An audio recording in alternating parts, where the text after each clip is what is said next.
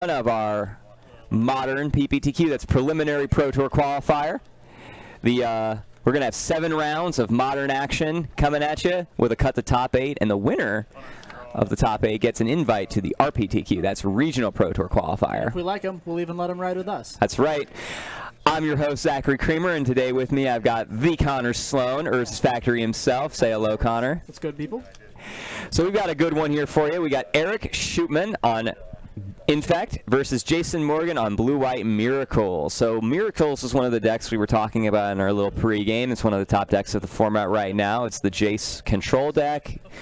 You use Jace and Opt to manipulate the top card of your library and hopefully reveal a Terminus when your opponent's flooded the battlefield with creatures. Or if you're real lucky, you just blind flip a Terminus on the last turn. You just, yeah, you can do that. Can't go wrong there. And when you do that, you have to dab. It's an actual miracle. It is. Yeah, Miracles. To dab. You have to dab when you blind flip when you blind flip a Terminus. If one of these guys dabs, they're gonna smack the microphone. Terminus is yeah. So this control deck has a little bit more variance than what a lot of control players are used to, in the sense that, like, Terminus is really good on the top of your deck. It's terrible in your opening hand, but Jace can negate that with. All those other with Brainstorm. Does, yeah. Yeah. Just does all sorts of great stuff. Looks like we're using 3 dice to determine who goes first. Classic Shoopman style. That's what that is. I've been enjoying odd even, letting my opponent pick. We each roll 1 dice and then add them together. It's very fair. You don't have to remember what each person rolled. And there's no re-rolling. I'll always agree to that if my opponent suggests it, but suggesting it to my opponent is just too much work to explain it to them. I think once it catches on, you won't need the expletive, and that we have to put in the effort to make that happen. But whatever way you choose to determine who goes first is fine. I think that one's the best. And all right, so I see 2 Field of Ruin and a Flooded Strand in Jason's hand, and then some spells, and that's not terrible. It's not. I think that's really what he's deciding on. Oh, and then another. Oh, his hand's great, and Jason won the die roll. So 2 Become Immenses in Shoop's hand. Let's see if he can get to him. Yeah, I'd be amazed if he cast both. So the breeding pool, I think, Jason, the breeding pool tapped. Jason is figuring out, like, what Shoop is on based solely off of that. I think Jason knows what Shoop's on. I would like to think that as well. These guys know each other. That's an oust on the bottom of Jason's library. That's an oust. Let's bring up Oust. Yeah, while I talk a little bit more about these decks. So Infect is a blast from the past. Infect is trying to do not 1, not 2, not 5, but 10 Infect damage to its opponent. They'll get 10 Infect counters, and they'll get 10 poison counters, and then lose the game, because you know, why would you do 20 when you only have to do 10? Yeah. And then Jason's deck is trying to answer every threat and play a Planeswalker. Here's the card Oust, which we're seeing in these decks is like a 5th Path to Exile. Oust for 1 mana. It's a sorcery, unfortunately. Put target creature onto its owner's library, 2nd from the top. Its controller gains 3 life. You don't care about the 3 life. No, you really don't. It's the modern equivalent of Swords to Plowshares. Not as good as Swords to Plowshares. It's not an instant. Is it really not? It's a sorcery. That is something else. I would play Condemn. Let's bring up Condemn and compare it to Oust. I don't disagree with Condemn. You can only hit attacking creatures, though. That's the problem. But against this, I think it's attacking or blocking. I could be wrong. They're both not great cards. Okay, so here's Condemn. Attacking. Okay, it is just attacking. Attacking creature on the bottom of its library. Its controller gains life equal to its toughness. See, that's got to be better. Got to be. It's an instant. It puts it on the bottom, which is where you want it. Okay, so like what Shoop did was he waited a turn so that he could play his Glistener Elf on turn 2. The protection spell in hand. With not just protection spell, but a counter, yeah, in the form of a pump spell or a counter spell. Yeah. So yes, a protection spell. Absolutely. He has both green and blue mana available to him. He knows this is going to be a slow one. He's going to take his time, especially with the 2 Become Immense in his hand. He really has to build up. Might have Volcrosa just entered his hand. That card is a house. It's a instant speed +2/+2 spell, but if you do it on your main step, it goes +4/+4. That's right. Or +5/+5. It's one of those. It's +4/+4 if you count. Let's bring up Might of Volcrosa. Might of Volcrosa gives +4/+4. Yep. I wouldn't doubt it. Bring up the good art with the mouse, with like the rat, not the centaur with the trees. That one's just lame. Like Centaur are already pretty big. It's all about the big mouse, man. Yeah. Look at that big boy. Yeah. So Might of Okrosa for 1 green, instant. Target creature gets +2/+2 until end of turn. If you play the spell during your main phase, the creature gets +4/+4. So it's a play on the classic giant growth, which is +3/+3. This thing, if you cast it at instant speed, is a little bit worse, but better if you cast it during your main phase. So that's the trade-off. And that was during the time spiral block where they played around with time. When you cast your spells, delayed casting of spells. Suspend counters, split second, that's where all that came from. Yeah, time was the theme. Great set. It's actually when I started playing Magic. So it looks like Shoop's going on the game plan of, I'm just going to put in for 2 each turn with my Pendelhaven and Listener Elf. And then try to do a burst all at once. Or probably try 1 or 2 smaller bursts. I like the way Shoop's laying out his cards. He's let them facing Jason, laying them all out on the table. Jason has an end of turn Vendilion Click. I always forget what Vendilion Click does because it's always, like every time it's cast against me, it's been months since the last time it was cast against me. Let's get Vendilion Click up. That card is a rules text nightmare. Does so much. Yeah, Jason's deck puts cards on the bottom of the library a lot, which is kind of fun. So Vendilion Click is a 3/1 for 1 and 2 blue with flash and flying, and when it enters the battlefield, you get to look at a player's hand. You can look at your own. A lot of people do. That's the thing. That's the thing about this card. When they play it, don't just reveal your hand. Wait for them to announce the target. Then you get to choose a non-land card from it, and if you do, because you could just let them keep all the cards, they get to, you put the card on the, you choose a card, and that card goes on the bottom, and then that player draws a card. So Jason, one of the more famous Vendilion Click plays out there was Shahar Shenhar in Worlds, clicking himself and drawing the 4th bolt that he ultimately used to win the tournament. So yeah, Jason took a Spell Pierce from Shoop's hand and put it on the bottom, and then Shoop got to draw a card, which was probably that Blossoming Defense that he just used to. Defense. The Blossoming Defense he used to protect it from Jace. So we see Jason tapping out for Jace and trying to bounce the Glistener Elf. Shoop is kind of shields down here. He's gonna, looks like he's gonna go in, not with the Might of Okrosa though. Yeah, if Shoop was playing a card like Rancor, now would be the time to play it. And you could probably just go all in here. I think what we're going to see is him try to get through this Vendilion Click. I wouldn't be surprised if he attacks at Jace and tries to get Jason to block. That wouldn't surprise me either. Definitely attacking, he says. He's deciding between attacking Jason or attacking Jace. Which Jace is he attacking here, Connor? Probably the person. But I'm actually wrong. He's attacking the Planeswalker. Mutagenic growth in order to profitably trade into that Vendilion Click. So the Pendelhaven turned the 1/1 into a 2/3, and then the Mutagenic growth for the cost of 2 life turned it into a 4/5. made it, yep. So Vendilion Click ended up just being a chump blocker there. So we had a Brainstorm from Jace here. Jason's going to put a Cryptic in front of his hand and then shuffle it away so we know what's coming. He has land. He has land to fairy. So he's going to put. Here's one of the scenarios where he can actually just stick that Terminus on top, and go to town. Yeah. If he has an opt, he could do it during Shoop's turn. So what he can do is he can put the Terminus on top and keep that island that was in there. Play the island. Use the island to catch the Cryptic, and then the draw off the Cryptic triggers the Miracle. Yeah. Which he has the white to pay for. Alternatively, he can tap all 5 and play Teferi and untap 2. That's not quite as good. Oust! Blossoming Defense. Cryptic. Maybe? We do it. Well, he doesn't have triple blue. Oh, you're right. He has a Logic Knot. He has a Logic Knot. He can Logic Knot for 2.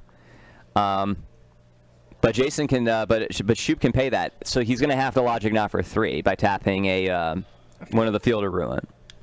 Yeah, you're right. I missed the color restriction there. Or he can just let this resolve. Actually, what he can do he can tap one of the fields and one of the blue sources to pop the field to put another card in the graveyard, and then he can go for 3.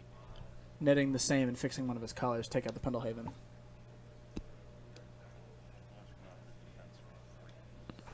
He's logic nodding for 3 and deciding to keep the Vendilion Click in the graveyard. I don't know if there's a way for him to get the Vendilion Click back, but, you know.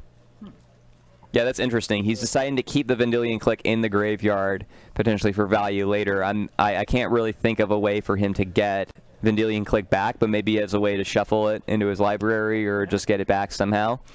Or, you know, there's always future logic knots. Yep. We got an Inkmoth Nexus on Shoop's draw, which isn't great here in the face of 2 Field of Ruins. No, it's not. It would have been great for him to have on the battlefield with Jason tapped out, but that's the thing that I really, really like about this control deck is we've seen Jason tap out the past 2 turns, and Shoop can't do anything about it. He can't exploit that, and that's really how you have to play this deck. Is you have to know when you can tap out, but the power of this is you have really powerful plays when you choose to tap out. Yeah, I was a little surprised to see him use the oust there when he had a Terminus on the top of his deck. I think he could have saved the oust for something and just use the Terminus. But you can do it instant speed. Yeah. At the same time, like he has Jace, he gets to keep putting those Terminus back into the top of back on top of his library. So each turn, now that he has 2 Terminus on the top of his deck, he only gets to see 1 extra card. Well, 2. He gets to draw a card, and then see 3. Yep. Teferi is really going to expedite that process. So many fields. So Jason gets to see a lot of cards every turn. He'll get to draw for the turn, draw off Teferi, and then brainstorm with Jace. So we're seeing a lot of top deck manipulation. And again here, Jason is tapping out for Shoop is failing to find. He already has his basics. I thought they played more. No, they have 2. We haven't had a chance to look at these. There's no island in there, babe. It's just the 2 forests. I'm not an Infect player. I've never actually looked at the deck lists. Well, not that many of them. At least. We're seeing Jason again for the 3rd straight turn tapping out, and this time for Teferi, but it's not really tapping out because he gets to untap some lands. Right. So it's looking pretty good for Jason. I think it's going to be pretty difficult for Shoop to win this one out because he's got to he's got to have a protection spell for the Jace and the Teferi, you know, activations. Yep. And that's just not easy to do. Yeah, Jason got both of his planeswalkers down on an empty battlefield. That is the position that Miracles is this deck is trying to create, and then leverage to their advantage. And we saw Jason play that, execute that plan perfectly. And Shoopman just recognized when he was out of that game, he wanted to move on to the second game. You know, he could make this game go pretty long if he just stuck in there, but he recognized that he was pretty much out of it. Yeah, I think there's a line where you draw multiple blossoming defenses at that point. There's a line in the sand. There's a line in the sand, but he did have the Inkmoth. Now, Jason, aside from the fields, doesn't have the answer to that. But like I think the combination of the fields and the double walkers is really what did it in for Shoop. Yep, I see Shoop bringing in more counter magic here. And more spell pierces for sure. And probably some dispels. Yep. Oh yeah, dispel's a house. Yeah, the spell just does so much work here. Yeah, when your deck really heavily cares about removal, most of the removal in this format's instant speed. Shoop gets to be on game 2. Shoop gets to be on the play with the spells in his deck. Right. Yeah, I think the pendulum swings back in his favor a bit. But like the thing is about these decks is if he doesn't close out the game quickly, Jason's inevitability is almost insurmountable. Oh yeah, for sure. So we're going to use this time to let you guys in on a couple of things. First off, if you want to rewatch the match you're seeing now, or if you happen to miss this one or any of the other games that we've streamed in the past, don't forget that we archive all of our replays at our YouTube page at youtube.com/TopDeckProductionsStream. If you're trying to follow us elsewhere on social media, give us a like at facebook.com/TopDeckProductions, and be sure to check out TopDeckProductions.com for player deck lists, league standings, and more. And speaking of our league, Tuesday night is our Modern League night, where you get to play for cash prizes in addition to to the store credit you earn. Every week we keep track of all the players' wins, and at the end of the month we give $100 to first place, $50 to second place, and third and fourth place each get $25.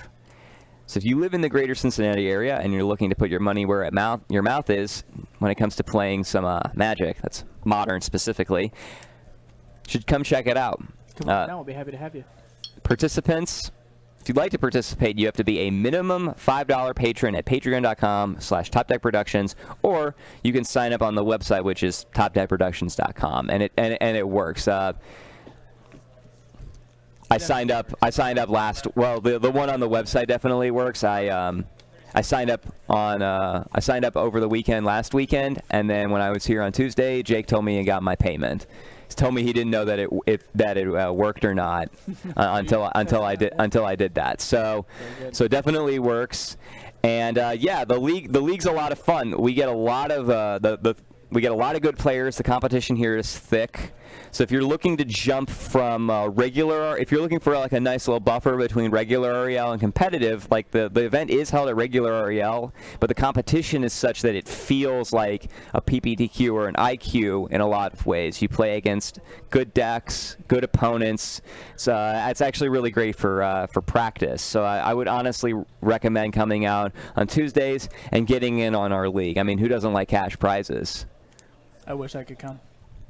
Unfortunately, I don't get to play in the league, but it's something that I really do wish I could come do. It's actually a blast. I've seen a lot of the competition. I've seen some of the games. They're real tight, real solid. Looks like Shoop's going to be on the play going into this second game. That's right. Unsurprisingly to most. And well, hopefully we'll be getting underway. The sideboarding adventure that is both of these decks. Jason was one of my players to watch today. I think once he's tuned in on a deck, and he's been playing this blue-white control deck for a little while now, and once he's tuned in on a deck, learns the ins and outs, he's quite the contender. I wouldn't be surprised if he just runs the jewels today, runs the tables, and these are definitely ends up pulling off a solid finish here. These are definitely some of the more solid players in the area. Some of the best Magic, specifically Modern players in the Cincinnati area. Oh yeah, definitely. We got a lot of them here today. Bernie Nguyen, for those of you who know. Billy Caminos. Billy Caminos, they're all here playing today. Some of my other players to watch. Okay, so I see a Settle the Wreckage. In Jason's hand. Check the privilege.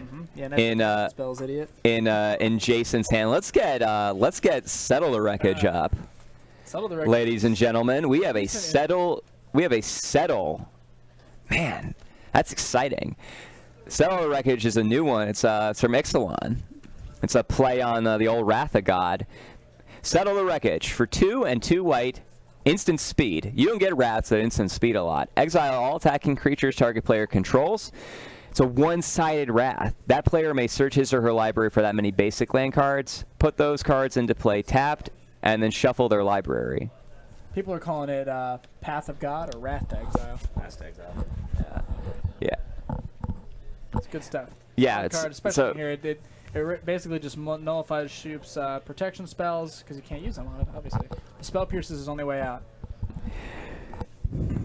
Yeah, it's a one-sided Wrath at instant speed with the drawback of giving your opponent a bunch of lands. But, like, dude, we saw game 1. Shoop only has 2. Yeah, Shoop's only playing the 2 basic lands in the deck, which is definitely a downside when you've got a Path, Field of Ruin deck like this one. Untap Steam the Wreckage as well. Untap Scalding Tarn, go. It's ominous. That is ominous. It represents a lot of potential here. I'd like to see Jason's list. I think it would be sweet if he was playing 4 Flooded Strand and then like one of each of the other blue fetch lands just to throw people off. Like you go Scalding Tarn, go. Are you thinking blue white? I'm probably thinking Jeskai more than anything. I'm thinking Jeskai. I'm thinking Shadow. Yeah, Jeskai, Shadow, that sort of thing. But, he could play a Misty Rainforest or a Polluted Delta. You know, it doesn't matter. It just has to be blue. Yeah, obviously, I mean, this match, everybody knows what's going on in this match. But game one, you can totally get people. You can totally get people like that. So Jason is going for the end of turn Path to Exile, and bam, there we see the Dispel like we were talking about. Shoop gets to be on the play with Dispel this game, and here we see the power. here we see the power of that. He got to lead out with a Glistener Elf and then untap and with protection and play a Dispel to protect him with the Path to Exile. With mana for protection. We don't know if he actually has it in his hand. I would be surprised if he did. And there's a reason to maybe Path to Exile on your own turn if you're really just trying to get the Glistener Elf off the battlefield. Now it does put Shoop up a land, but you actually get to follow through and get the thing off the board. We have Shoop playing a pretty conservative game here. He's just trying to get in for 1, just trying to get in ship damage, and then he's going to pick his spot. He's going to use the pump spells and protection spells in his hand defensively, and just try to get in a little bit at a time. And maybe if he sees a spot where he can finish the game, he'll execute. But for now, we just have, you know, one point a turn. 1 point. And this is going to be a long game. Like, these guys are settling in. They're getting nice and comfy. Not too comfy. Not too comfy. Can't get too comfortable. This is a high stakes game here, round 1 at our PPTQ. Mm-hmm. Competitive REL is the best REL. That's right. I live for that shit. If you don't get to play competitive REL very often, then you're missing out. That's where the real magic starts. There's levels to it. There's levels to it. Like, not everyone's ready for competitive, and some people who play it competitive maybe shouldn't. But there's a lot of people I know who only play at regular who I think could be a contender if they really you know, put their mind to it. Absolutely. So if you're looking to get more serious about the game, check your local listings. See if there's like see if your local store is running a PPTQ, and they have them every season. We're in modern season right now, which means that, you know, like the one we're running right now, they can be modern or sealed. The other 3 seasons of the year, you get standard or sealed. And if you happen to be in the Cincinnati area, you can go to Cinday PPTQ. You just Google that. There's a Google Doc with all the information that the local. They also post the winners of those and a lot of other tournaments in the area. That's a good resource. So Jason's playing a Field of Ruin, and I think the play here at the end of Shoop's turn will be to activate the Field of Ruin on the Inkmoth Nexus. So I like Shoop running out the Rancor here because makes Jason choose what he wants to use to react here. Exactly. He's really taxing the mana. Oh, Spell Queller. Spell Queller out of the sideboard. That is fantastic. Let's get Spell Queller up. I love talking about this card. Here's another card with like a mountain of text. This one's a little bit more intuitive than Vendilion Click. Vendilion Click makes absolutely no sense to me. Spell Queller, on the other hand, the name says it all. It quells a spell. So here we see a spirit locking magic inside of a lantern that it then carries around with it. And the text box is just the expletive. For 1, a white and a blue, you get a 2/3 with flash and flying. I think we're seeing a theme here. Mm-hmm. When it enters the battlefield, you exile target spell with converted mana cost 4 or less. And then when it leaves the battlefield, the controller of the spell gets to the owner of the spell gets to cast that card without paying its mana cost. Interestingly enough, if you exile, if you like quell a spell that can normally only be cast at sorcery speed, they get to just cast it immediately. So if Shoop is able to deal with the Spell Queller, he'll get to cast his Rancor even if it's Jason's turn, even if it's in the middle of combat. I do doubt that Shoop brought in his sideboard Dismembers here, which is something that he does play. This isn't a matchup that I would really see them being very good in, but it's something that is definitely a reasonable out here to the Spell Queller. So Shoop gets to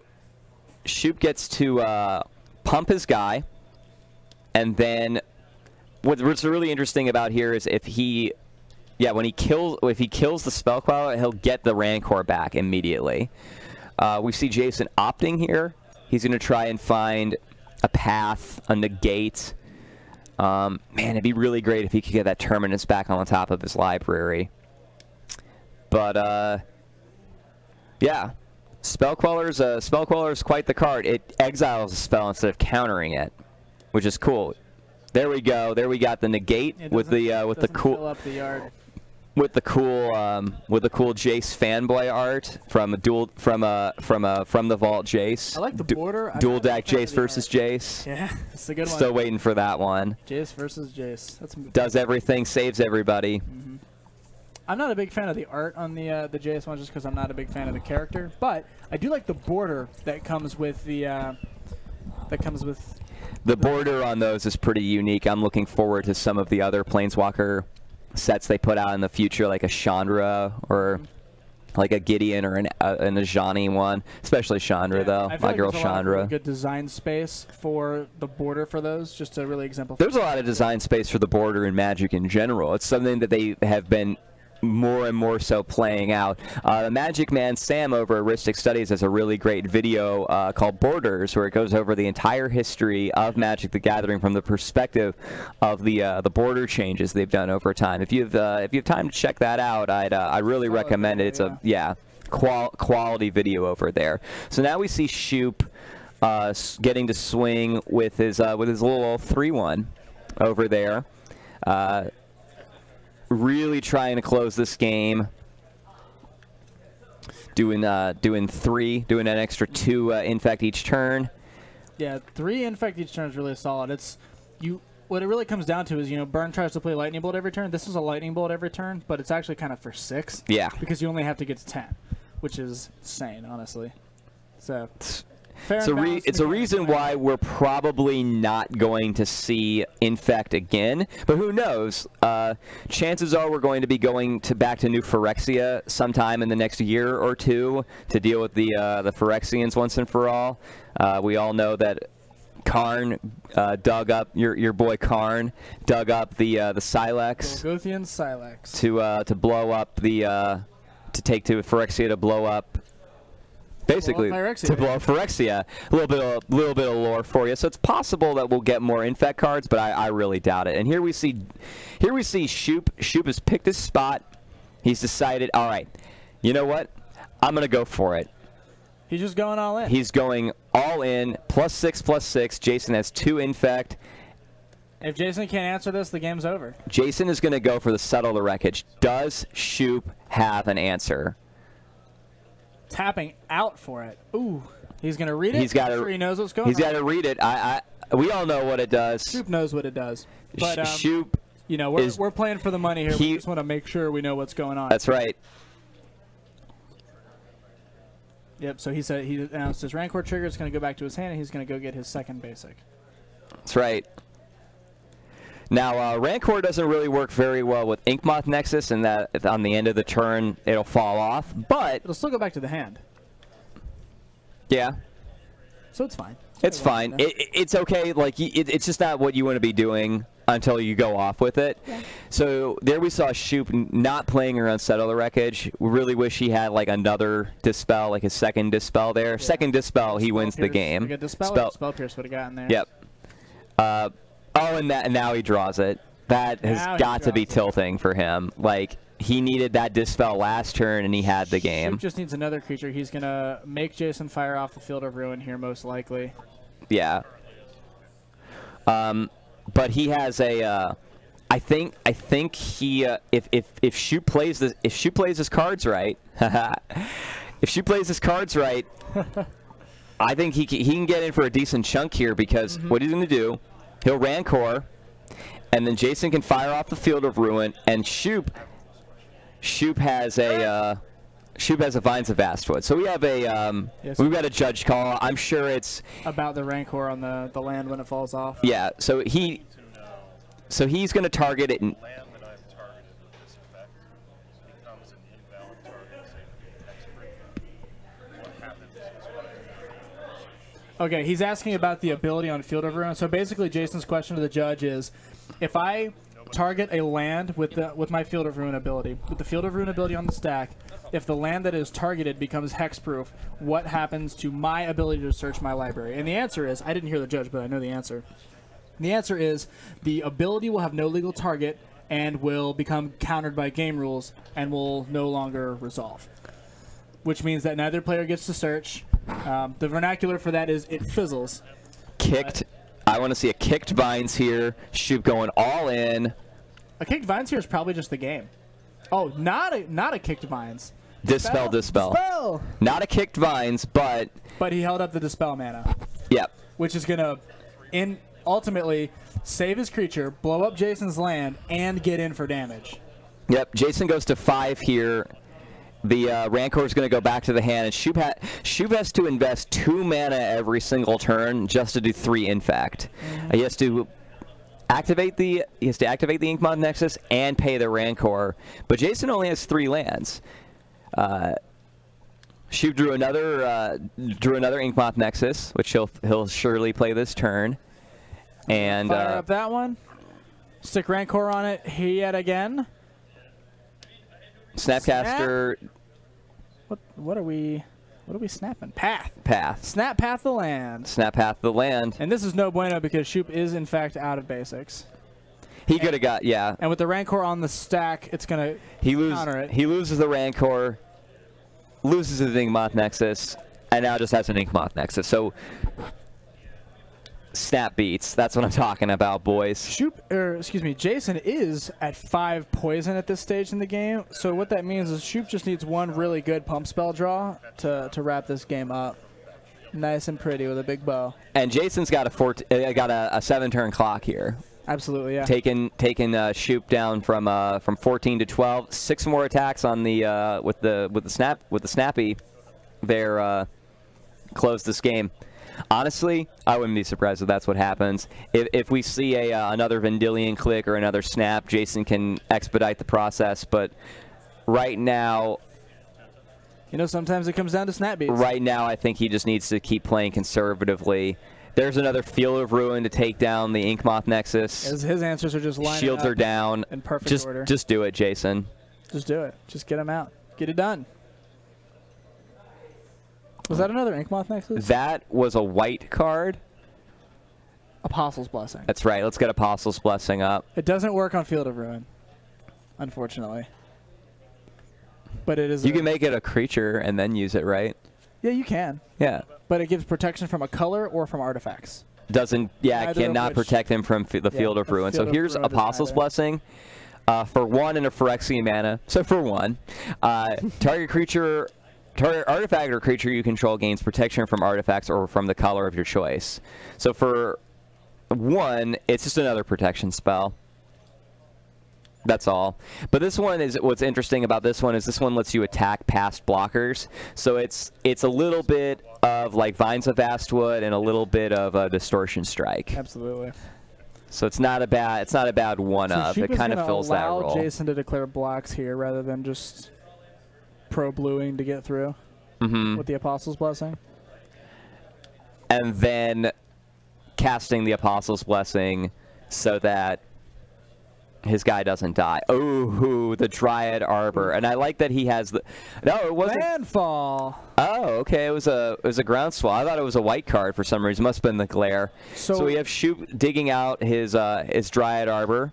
And the reason he's digging out the Dryad Arbor is because he doesn't ever want to draw it. And right now he didn't need that mana, so it's just as good as a forest at this point. And now he can block the Snapcaster he can trade Mage. For the Snapcaster. So he gets to kill the Spell Queller, keep his Inkmoth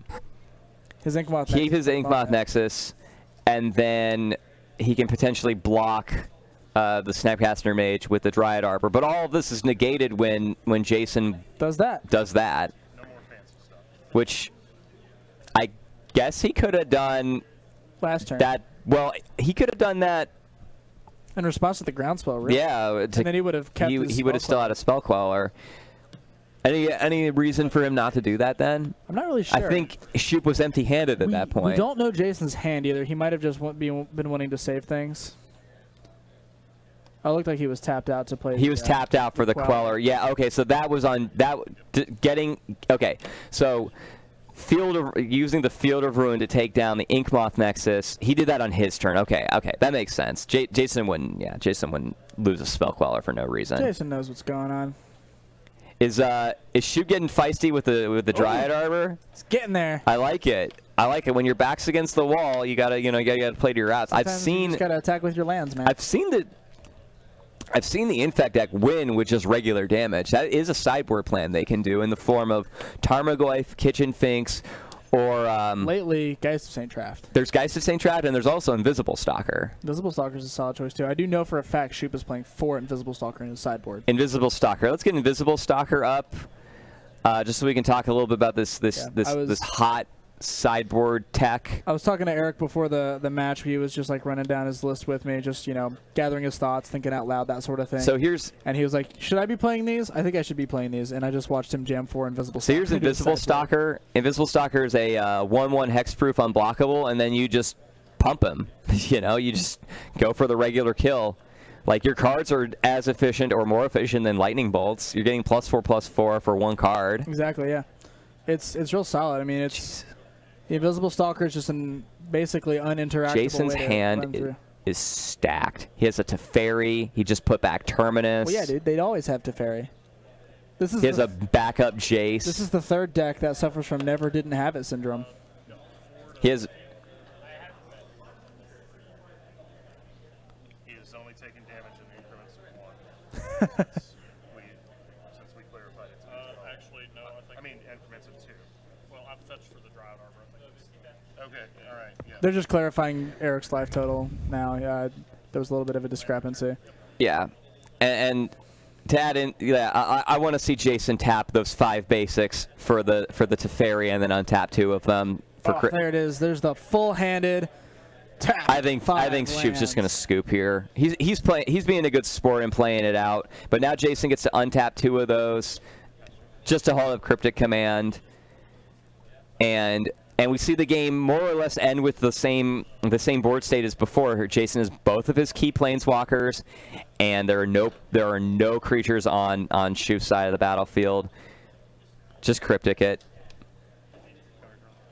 I love it when control players do the hand to tap all the lands at once. It just saves time. Like, I tap them one at a time because I have that privilege. The way that I organize my lands as a Tron player is very weird. And it actually develops over the course of the game. Like, early game, I just kind of line up my lands. But as the game goes, I start to group it into, like, common increments. Yeah. It's very weird if you watch me over the course of the whole game. So there we go. Lands organized changes. A swift, decisive victory. We still have 15 minutes left in the round. I mean, who are these people saying that blue-white goes to time? Like, not when you play it right. Yeah, those are people who do not know how to play control. Jason, at the last PPTQ that he and I were both at, the one that I won, he in the last round of Swiss, he went to time and then went like 15 minutes over in turns because his opponent was playing very slow. There you go. See, a lot of people point to slow decks like control decks for making rounds go to time, but that's actually not accurate. Yeah, when you see a really solid player like Jason here piloting a deck like this, it's really not about that. When I play against control, I usually take more time because I have to figure out how to get my spells to resolve. Right, and that's really most of the case with the control decks. I would argue the opposite of that about decks like Cart Clan Ironworks and Storm, just because those players, like, they are required to take like 1,000 actions in their turn just to win the game. Those are the things that I don't like about the decks, is like how long they have to hold priority. Yeah. It's ridiculous. Dredge is like that too for like a new Dredge player, because of the physical process of dredging. Everything else about the deck is very quick. The actual physical manipulation of cards in the Dredge deck is more time consuming than any other deck. Especially when you start to run out of room. Yeah, like once you've churned through like 75% of your deck, you have so much information publicly available to your opponent that it's just really strange. And you need it to be available to you. Yeah, you have to. It's tedious. There are a couple of tedious decks, but there are a number of things that you can do to expedite the process for decks like Miracles, like tapping all your lands in one go.